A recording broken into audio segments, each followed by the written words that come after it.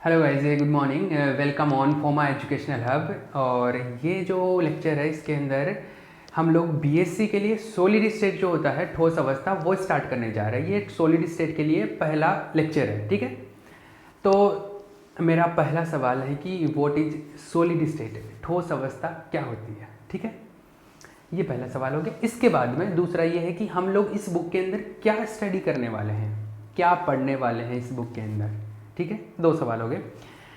अब मैं इनको आंसर करता हूँ। देखो सुनो, पहली चीज़, ठोस अवस्था क्या है, ये चीज़ मैं बाद में बताऊंगा। पहले हम लोग ये बात करते हैं कि इस बुक के अंदर क्या पढ़ने वाले हैं ना। अभी मैं ये नहीं बता रहा कि ठोस अवस्था क्या होती है, ठोस पदार्थ क्या होते हैं, what is solid materials, liquid द्रव से अलग कैसे होते हैं, ये सारी चीज़ें अभी नहीं बताऊंगा। ये तो पूरा हम लोग बेसिक जीरो से स्टार्ट करेंगे।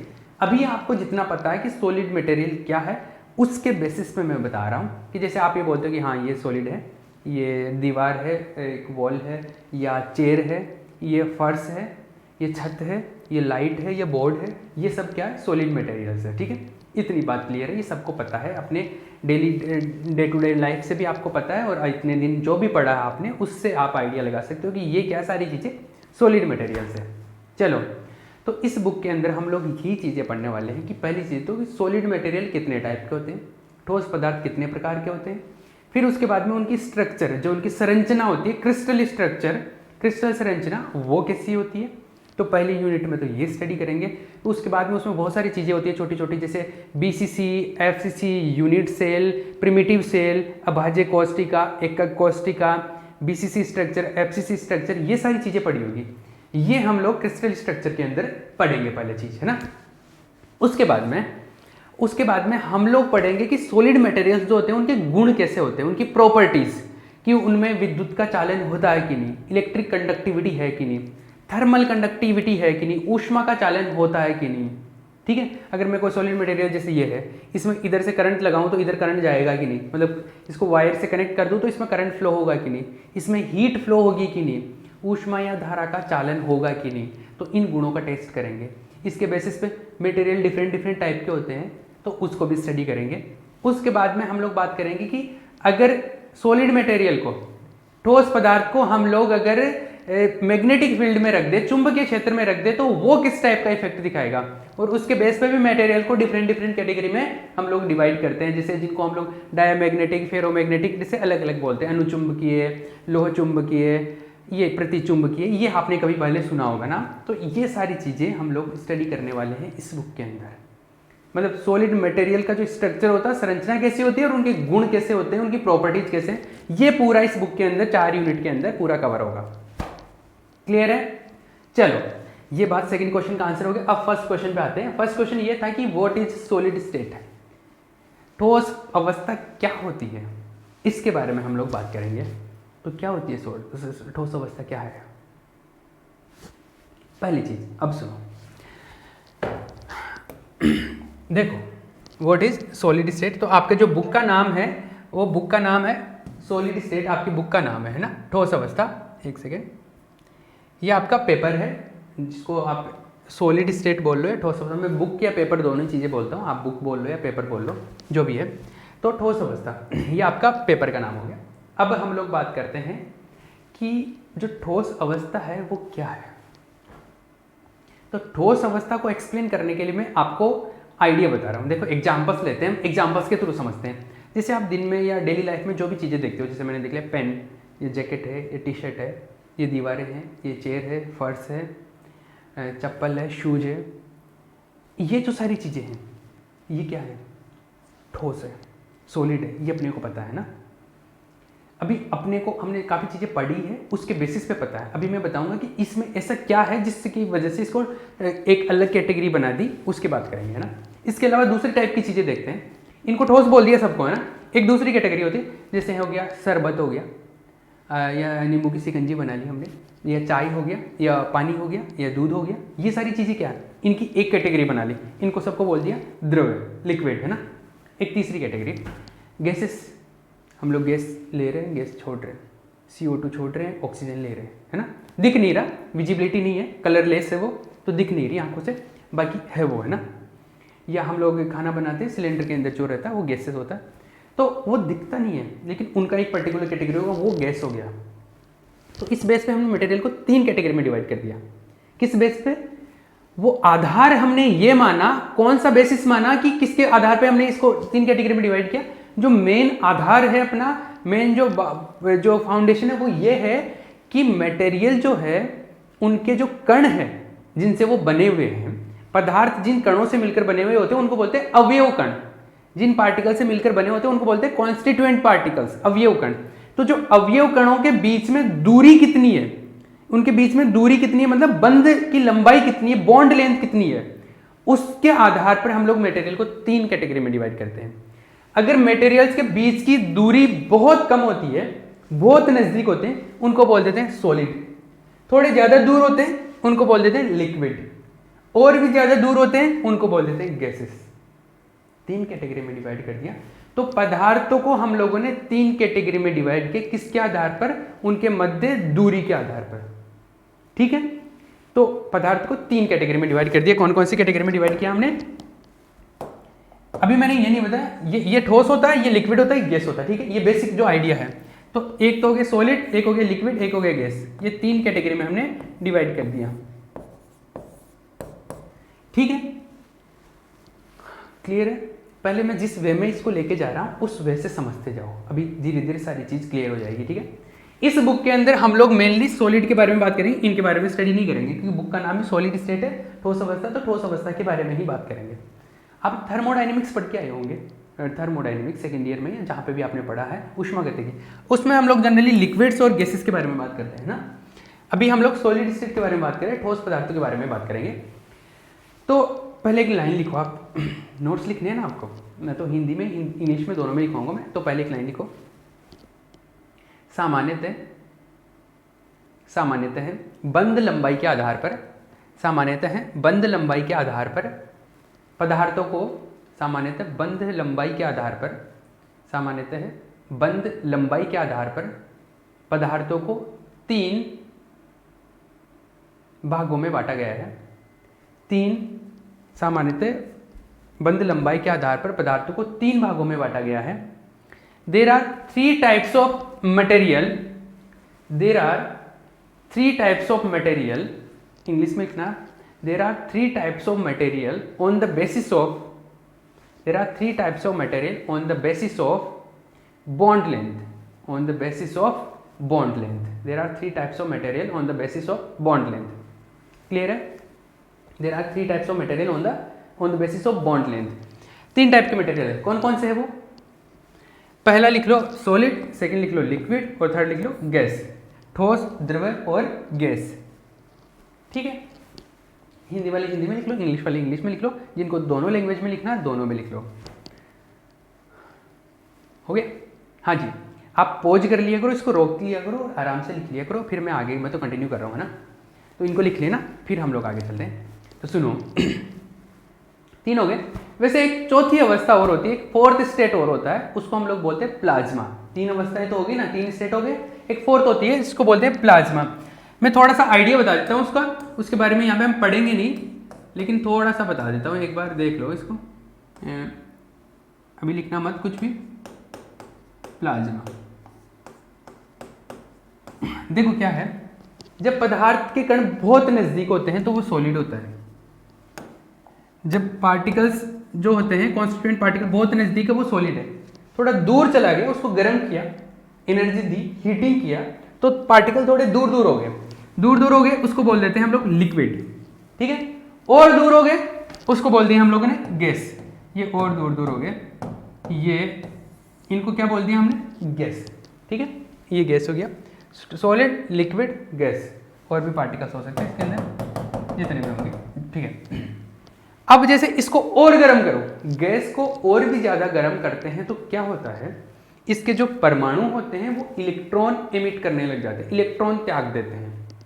तो इसके जो परमाणु है, एटम है, वो इलेक्ट्रॉन डोनेट कर देंगे, इलेक्ट्रॉन ऑर्बिट से बाहर निकल जाएंगे, कक्षाओं से इलेक्ट्रॉन बाहर निकल जाते हैं, और कक्षाओं से जब इलेक्ट्रॉन बाहर निकलेंगे तो जो परमाणु है वो कैसे हो जाएंगे? आयन बन जाएंगे, धन आयन बन जाएंगे। तो वो कैसे बन जाएंगे? आयन बन जाएंगे।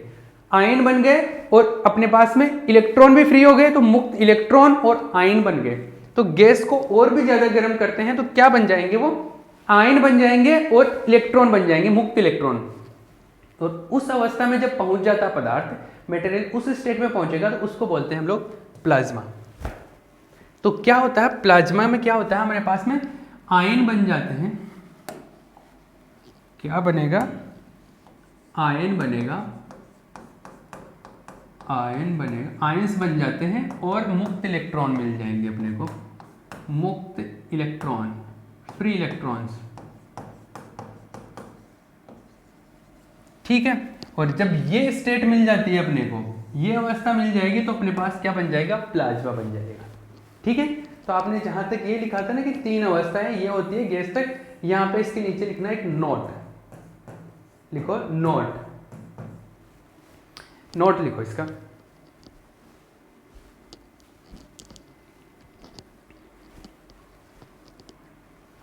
पदार्थ की एक चतुर्थ अवस्था भी होते हैं, पदार्थ की एक चतुर्थ अवस्था भी होती है। Fourth state of matter also exist, fourth state of matter also exist which is called plasma. Fourth state of matter also exists which is called plasma.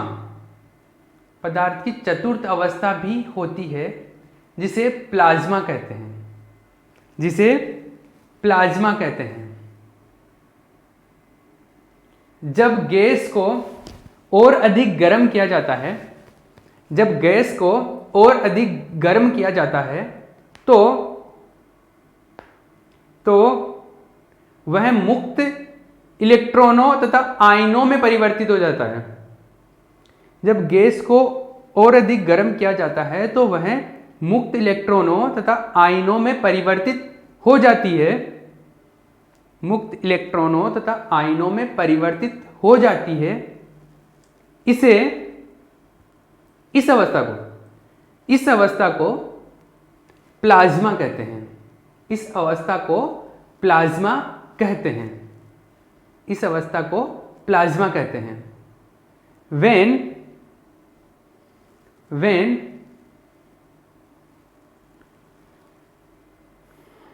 gas is heated, when gas is heated,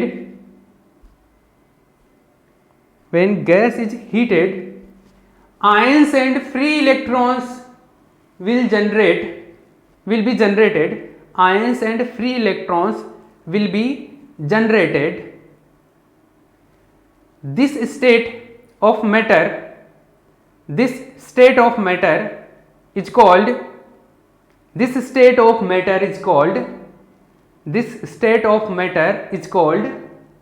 plasma. This state of matter is called plasma, ठीक है। ये मिल गया अपने को, plasma हो गया, 4 state हो गए, है ना, क्लियर है। चलो ये बात समझ में आ गई कि सॉलिड, लिक्विड और गैस किस तरीके से होते हैं। अब देखो इनका थोड़ा सा कंपैरिजन देख लेते हैं हम लोग कि सॉलिड, लिक्विड और गैस का कंपैरिजन करके देख लेते हैं, कुछ गुणों के आधार पर, कुछ प्रॉपर्टीज के बेसिस पे।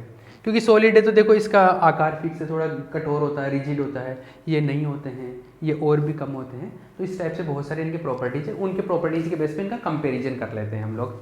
तो आपके टॉपिक का, नेक्स्ट टॉपिक का नाम क्या है, नेक्स्ट टॉपिक का नाम है कि ठोस, द्रव्य तथा गैस की तुलना। प्लाज्मा के बारे में अब बात नहीं करेंगे। नेक्स्ट टॉपिक क्या है, ठोस, द्रव्य व गैस की तुलना, comparison of solid, liquid and gas, comparison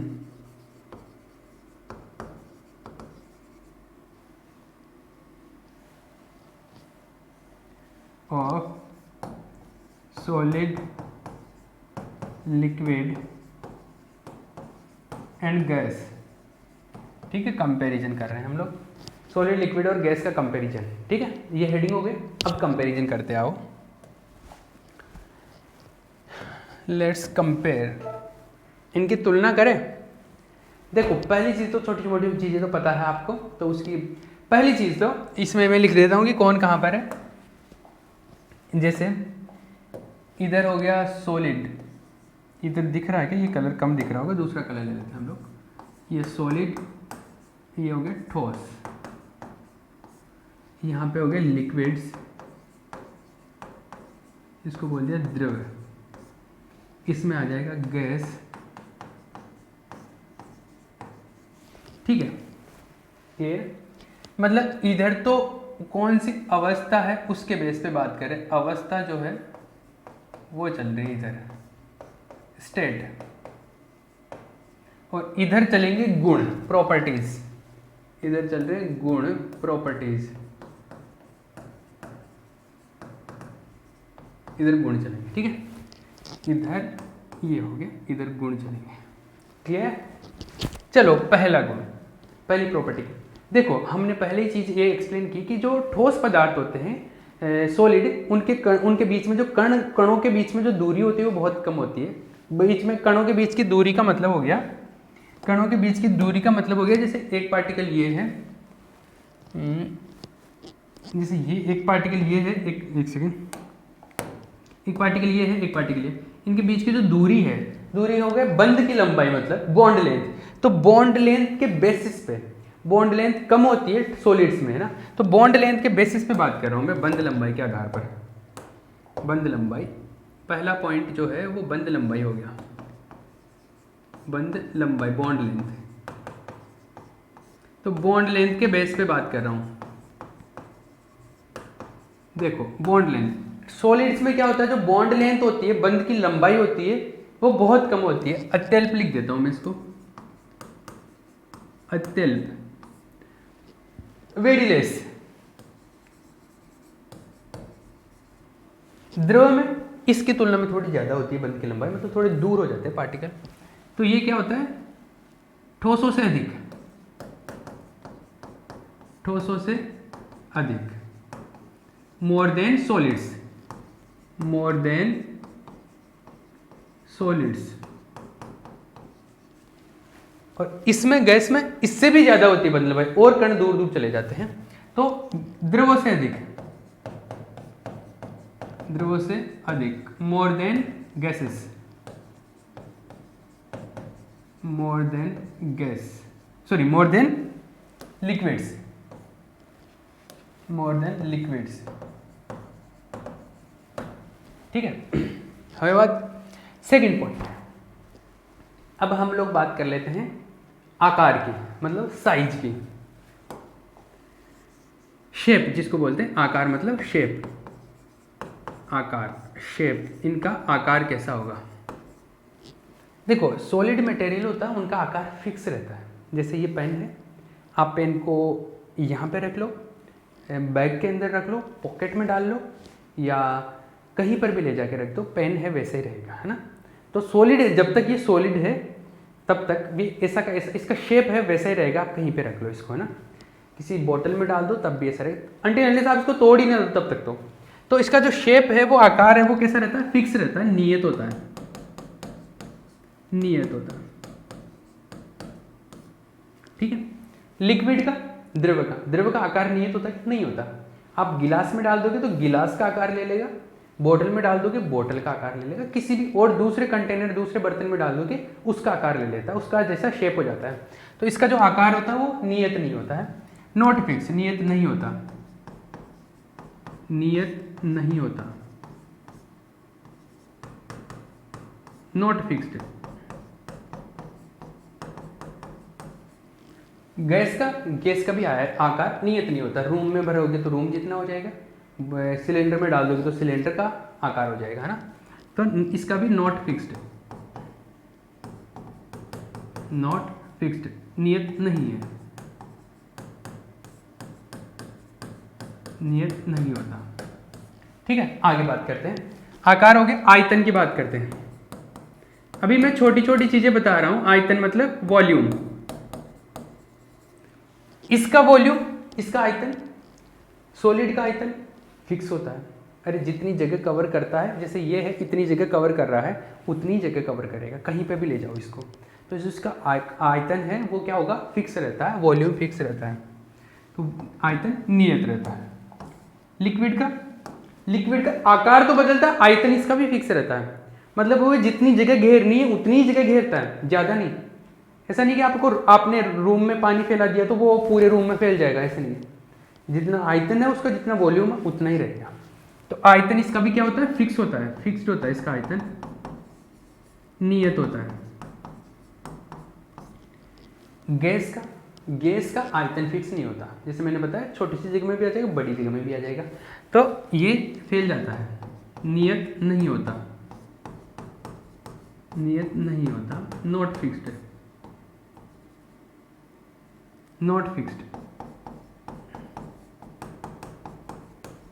ठीक है, नॉट फिक्स्ड।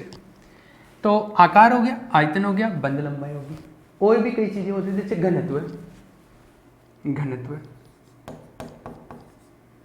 घनत्व को बोल देते हैं डेंसिटी।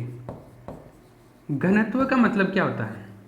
घनत्व का मतलब होता है प्रति एकांक आयतन में द्रव्यमान, मतलब पर यूनिट वॉल्यूम में कितना मास आ रहा है, पर यूनिट वॉल्यूम में मास। इसको इस तरीके से लिखते हैं, इसको रो से भी लिखते हैं, डी से भी लिखते हैं ना, डेंसिटी डी से लिखते हैं जैसे मैंने। तो अगर कोई ज़्यादा कठोर है तो उसका घनत्व क्या होता है, उसमें कण पास में होते हैं, तो ज़्यादा कण, ज़्यादा द्रव्यमान पास में एक जगह पे होता है, तो इसका घनत्व क्या होगा, ज़्यादा होता है। तो ठोस पदार्थों का घनत्व ज़्यादा होता है, लिक्विड का घनत्व जो होता है वो कम होता है, और गैसेस का और भी कम होता है। तो ये क्या होता है, इसका सबसे अधिक होता है ना, इसका जो सॉलिड्स का जो घनत्व होता है, डेंसिटी होता है सबसे अधिक, इसका घनत्व जो होता है सबसे अधिक होता है, अधिक। हाई लिख देता हूं मैं इसको ना, हाई। इसका सबसे कम होता है, इसको लिख देता हूं लो, न्यूनतम लिख देता हूं इसको ना। इसका इन दोनों के बीच में होता है, तो इसको लिख देता हूं मध्यम, मॉडरेट।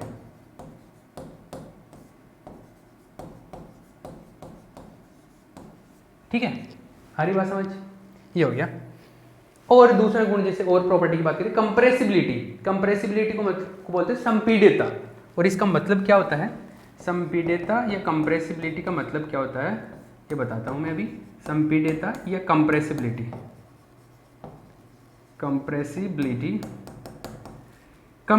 या संपीड्यता का मतलब होता है इसको दबा सकते हैं कि नहीं, मतलब प्रेशर अगर लगाते हो इसके ऊपर, प्रेशर इंक्रीज करोगे तो ये दब सकता है कि नहीं, कंप्रेस हो सकता है कि नहीं, इसको बोलते हैं कंप्रेसिबिलिटी या संपीड्यता।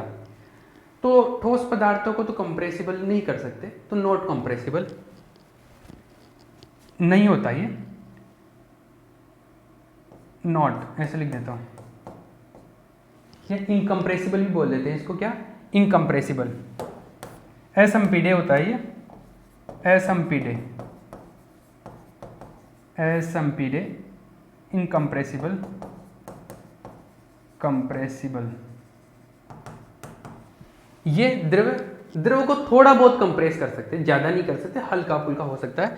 तो ये होता है वेरी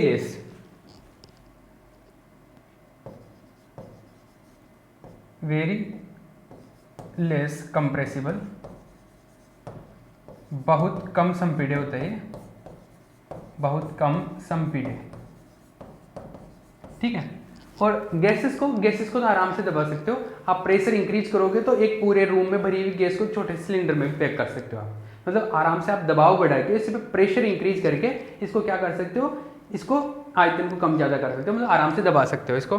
तो अत्यधिक संपीड्य होते हैं ये, अत्यधिक संपीड्य, मतलब या इसको बोल लो कंप्रेसिबल बोल लो आप इसको, कंप्रेसिबल, ये संपीड्य है। ठीक है, क्लियर है, ये हो गया। और भी कई गुणों के बारे में आप अध्ययन कर सकते हो क्या, और भी चीज़ों के बारे में बात कर सकते हो, जैसे ये हो गया, आयतन हो गया, बंद लंबाई होगी, वॉल्यूम, डेंसिटी, कंप्रेसिबिलिटी। हाँ जी, एक जैसे आप रिजिडिटी के बारे में बात कर सकते हो, कठोरता। ये बहुत अधिक कठोर होते हैं, ये थोड़े कम होते हैं, और ये तो होते हैं, ये बेचारे गैस तो क्या कठोर होंगे, है ना।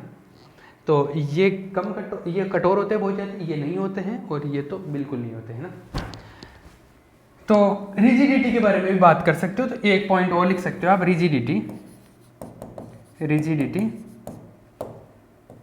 रिजिडिटी, इसको बोलते हैं दृढ़ता। दृढ़ता, तो दृढ़ता जो है इसकी बहुत अधिक होती है, जनरली बहुत अधिक, वेरी हाई। वही है ना, ज़्यादा पास पास में कण होंगे तो कठोर बनेगा ही अपने आप ही, ऑटोमेटिकली क्या होगा, कम हाई रिजिड होगा, हाईली रिजिड होगा। तो ये बहुत अधिक रिजिड होता है, बहुत अधिक होता है। ये नहीं होता है, नहीं होते हैं, सॉफ्ट होते हैं, मतलब कैसे होते हैं, सॉफ्ट होते हैं। तो ये भी नहीं होते, नॉट रिजिड, ये भी नॉट रिजिड, नहीं होते ये भी, ठीक है। ये हो गए बातें, ये इतने सारे पॉइंट्स हो गए। और भी कुछ बात कर सकते हैं, जैसे फ्लो की बात कर सकते हैं। फ्लो का मतलब प्रवाह हो सकता है कि नहीं, जैसे लिक्विड तो बह सकते हैं कि नहीं, फ्लो हो सकता है कि नहीं। लिक्विड बह सकते हैं, गैस भी बह सकता है, सॉलिड नहीं बह सकते, फ्लो नहीं होता इनका। तो ये फ्लो के आधार पर, फ्लूइडिटी भी बोलते हैं इसको, फ्लो के बेसिस पे बात करें तो हम लोग इसको प्रवाह के आधार पे, प्रवाह इसका नहीं होता, नॉट पॉसिबल, इसका यस होता है, और इसमें भी ये सेम चीज़ होता है। मतलब ये वाली चीज़ लिखना है यहाँ पे, है ना। ये इतने सारे पॉइंट्स लिख लिए हैं हमने, जिससे क्या होता है, अपने को पता चल गया कि लिक्विड गैसेस और जो सॉलिड मटेरियल है उनका कंपैरिजन से ये चीज़ पता चल गई।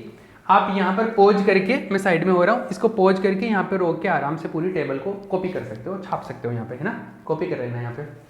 तो इसको टेबल को स्टडी करने के बाद में हमारे को काफ़ी चीज़ें पता चली कि बंद लंबाई है कम ज़्यादा होने की वजह से मटेरियल जो होते हैं, पदार्थ होते हैं, उनके गुण चेंज हो जाते हैं, उनके प्रॉपर्टीज, फीचर्स चेंज होते हैं। और प्रॉपर्टीज अगर चेंज होते हैं तो सॉलिड जो मटेरियल है, सॉलिड मटेरियल्स की इतनी सारी प्रॉपर्टी होती है, ये गुण आ जाते हैं सॉलिड मटेरियल्स में। अब ये जो गुण है सॉलिड मटेरियल्स के, इन गुणों के आधार पर हम लोग सॉलिड मटेरियल का एक डेफिनेशन बना सकते हैं ना। अरे सॉलिड मटेरियल का डेफिनेशन हो गया, ठोस पदार्थ का एक डेफिनेशन बता सकते हैं। अब खुद अपनी मर्जी से बता सकते हैं सॉलिड पदार्थ क्या होते हैं, क्या होते हैं सॉलिड मटेरियल। ऐसे मटेरियल जिनकी बॉन्ड लेंथ बहुत कम होती है, और जो कैसे होते हैं, असंपीड्य होते हैं, और दृढ़ता बहुत अधिक होती है, और आकार और आयतन कैसा होता है, नियत होता है। तो ऐसे मटेरियल जिनका volume, shape and size fix होता है, उनके कॉन्स्टिट्यूएंट पार्टिकल्स से उनके बीच की बॉन्ड लेंथ बहुत कम होती है, और बहुत ही रिजिड और इनकम्प्रेसिबल होते हैं, इनको क्या बोलते हैं, सॉलिड मटेरियल्स बोलते हैं। ये तो आप डेफिनेशन तो खुद बना सकते हो, आप इसकी डेफिनेशन बनाने की जरूरत ही नहीं, मतलब लिखवाने की जरूरत ही नहीं, लेकिन डेफिनेशन आप खुद बना सकते हो। तो इस तरीके से सॉलिड मटेरियल की हम लोग डेफिनेशन बना सकते हैं। क्लियर है। तो ठोस अवस्था की परिभाषा कर सकते हैं ना हम लोग, यहाँ से लिख सकते हैं सॉलिड मटेरियल्स की डेफिनेशन। एक बार में टाइम का आइडिया ले लेते हैं, फिर हम लोग इसको आगे कंटिन्यू करते हैं। अभी टाइम ऑलमोस्ट कंप्लीट हो गया है अपने पास में, तो ये हम लोग यहीं पे इसको स्टॉप करेंगे। ये आप टेबल तो कॉपी कर लेना, हम यहीं पे इसको क्या करेंगे, स्टॉप करेंगे, ठीक है। Got it my point. किसी को कोई भी डाउट हो तो हमारा जो मोबाइल ऐप है उसमें जो डाउट सेक्शन है उसके अंदर जाके आप कमेंट कर सकते हैं। बाकी मुझे व्हाट्सएप पे भी मैसेज कर सकते हैं, और अगर आप यूट्यूब पे देख रहे हैं तो यूट्यूब पे भी आप कमेंट कर सकते हैं। तो आपको व्हाट्सएप नंबर आपको पता होगा, नहीं पता है तो लिख लो 7726034397, ये व्हाट्सएप नंबर है, ठीक है।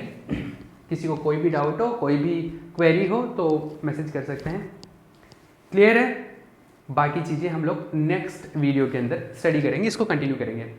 तो एक दो वीडियोस के अंदर हम लोग छोटी छोटी चीज़ें डिस्कस करके जो आपका बेसिक है वो एक सॉलिड हो गया आपका, तो फिर सॉलिड भी आपको समझ में आने लग जाएगी। क्लियर।